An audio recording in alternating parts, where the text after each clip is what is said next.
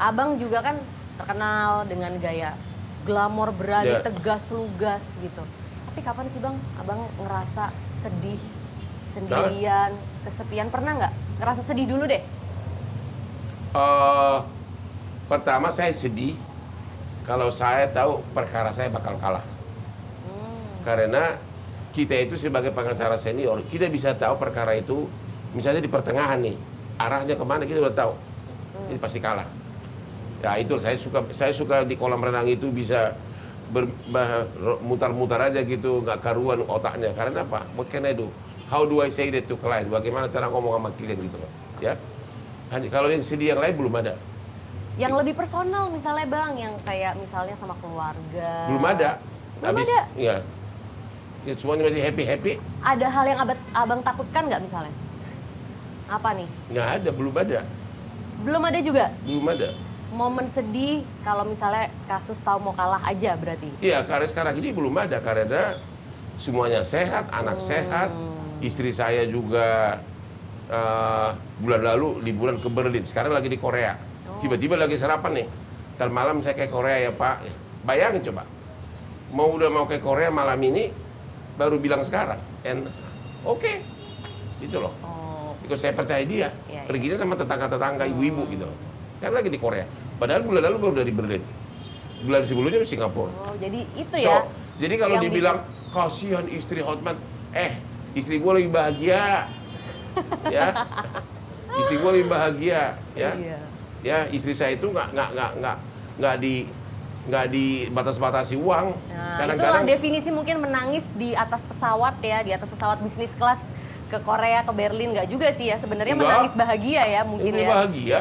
Kayak misalnya kemarin sebelum saya pergi, nanti ada duit $250.000 ya. Kau simpan di mana? Ya nanti saya simpan di mana katanya. Sampai sekarang gua nggak nanya taruh di mana. Itu bisa terjadi tiap bulan. Kadang 4 miliar. Kadang-kadang kalau saya butuh tiba-tiba minta dulu uang segini. Ya. Oh malah minta ya juga abang masih? Nggak, aku misalnya kalau tiba-tiba butuh uang cash, kemarin ya. Oh, nah, okay. tapi jadi banyak dipegang sama istri juga ya? Bukan karena memang dia minta, memang gue juga diantar pegawai ke rumah, aku nggak ada, gitu loh. Jadi ya udah suruh kasih sama istri aja gitu loh. Okay. Itu biasa itu 4 miliar, 10 miliar biasa itu. Saya itu digagumi wanita. Saya laki-laki di Indonesia yang paling banyak nolak cewek. Yang mau jadi pacar lah apalah. Hampir tiap jam itu cewek hubungin saya. Serius. Seluruh Indonesia. Nolakinnya gimana sih Bang? Nolakinnya biasanya gimana? Apa kata-katanya ya, coba misalnya? Saya nggak nolak langsung. Aku juga kan pakai otak. Dia dulu kirim fotomu dong, ya kan? Ya habis itu ya kan dari foto. Saya sudah ratusan kali ketipu sama medsos.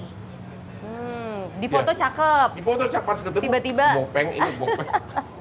Akhirnya pada saat ketemu, belum nyampe setengah jam udah ya. Berarti harus ada video call dulu Bang wawancaranya? Nggak bisa, harus ketemu langsung. Oh, gitu. Jadi malam ini misalnya ada 5 yang mau baru ketemu, oke ada 5 benar-benar belum pernah ketemu akan langsung datang ke klub saya untuk berdansa. Jadi itu rahasianya awet muda kali Iya, ya? bukannya semua. Saya happy, saya pakai pakaian yang suka aku, saya pakai mobil mewah yang aku suka, yang Lamborghini termahal di dunia aku punya, terus saya berpakaian jas suka-suka gua, so I can do whatever I want. Duit gua banyak, terus apa lagi coba? Apa lagi? Makanya kalau itu pertanyaan berikutnya. Menteri pun hormat sama saya, rakyat hormat sama saya, ngefans sama aku, terus apa lagi yang dicari? Pesan-pesan buat keluarga tercinta, anak, istri, kemudian mungkin orang tua Bang. Nah itu orang tadi saya udah meninggal. Makanya ya. Apa mungkin hal yang ingin Abang berikan ke mereka dikala Abang sekarang sudah semakin terkenal, sudah semakin berjaya? Sudah saya berikan apapun. Saya bilang sama anak-anak saya, kamu sadar nggak sih, gue ini dari kampung, dari desa, tapi waktu kau lahir sudah berbagai mobil mewah di garasi bapakmu. Kamu udah bisa sekolahkan ke luar negeri. Artinya, I have done everything. Ya, saya juga nggak minta, dibalas dengan uang, but balas dengan perbuatan baik, itu aja. Baik terhadap dirimu, terhadap orang tuamu, dan terhadap keluargamu, itu aja. Kalau orang tua Bang, itu Orang ada tua saya udah rasa, meninggal. ya makanya ada rasa apa nih yang belum Abang Oke. coba wujudkan, yang Abang Jadi gini, saya kalau bicara ibu saya bisa nangis, ya. Nangis Ibu aja, saya nggak itu, apa-apa. ibu saya itu, saya sangat cinta ibu saya. Karena kami anak 10. Kalau orang Batak itu kan biasa kalau malam Natal tahun baru kumpul. Ya, selalu kita ke gereja sama-sama. Cuma karena anaknya banyak, berarti kan harus berebutan kan. Nah, ibu saya itu sering saya bawa kalau udah Natal tahun baru, saya bawa ke Cina, ke Australia, pokoknya ikut saya lah liburan. Ya, Oh, jadi dia sempat ngerasain sampai ya. ke Eropa, kemana-mana, Oke. udah ngerasain ya. Oke. Satu hal yang saya sesalkan adalah dia bahkan pernah nemanin saya berjam-jam medical check up di Australia, berobat kemana-mana. Tapi saya tidak tahu bahwa dia itu ada darah tinggi. Oh. Padahal darah tinggi adalah penyakit yang paling gampang diobati asal minum obat tiap hari. Iya. Ya, saya udah tahu dia darah tinggi, tapi saya tidak obatin karena dia wanita Batak yang kuat mentalnya, tidak mengeluh. Pak, akhirnya pada pas dia umur 70, tiba-tiba malamnya saya masih ngobrol sama dia sampai pagi, sampai setengah malam. Tiba-tiba besoknya dia di rumah adik saya, dikasih tahu sama ponakan saya, ibunya jatuh di kamar mandi, rupanya pecah Ya, pembuluh pecah darah pembuluh karena darah. darah tinggi itu. Itu yang saya nggak bisa maafkan sampai sekarang diriku. Sehingga waktu dia disemayamkan di rumah saya nggak mau lama-lama, langsung saya bawa pulang kampung. Karena saya nggak bisa menerima salaman orang gitu loh. Ya kan? Turut berduka cita itu rasanya berat di hati. Itu umur 70 padahal.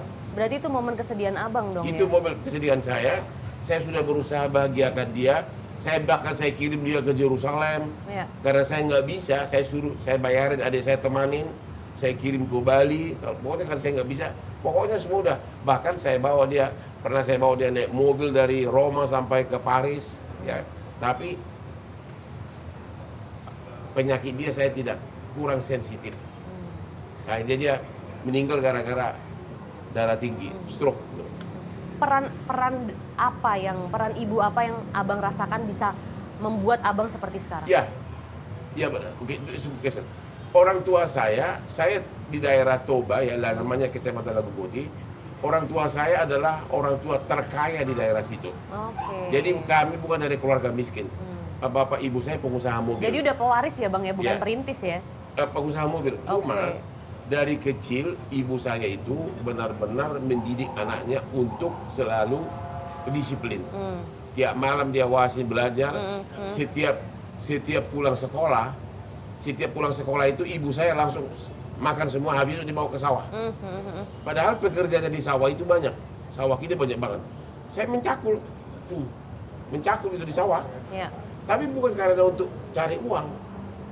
Ibu saya itu mendidik gitu loh. Oke. Selalu ibu saya sampai kita suruh mencangkul di sawah, sambil disuruh bilang gini, agar kau nanti sadar bahwa kau harus sekolah. Oke. Bahkan saya disuruh bercocok tanam di belakang rumah. Saya punya tanaman bayam, tanaman apa. Hasilnya saya jual, duitnya nggak diambil, dikasih untuk saya. Jadi saya mendapatkan itu dari pendidikan ibu saya. Jiwa seorang pejuang ya Jiwa mungkin seorang ya. pejuang. Ibu saya dari balik gunung, Baik. benar-benar dari kampung, lebih kampung lagi dari saya gitu. Ya.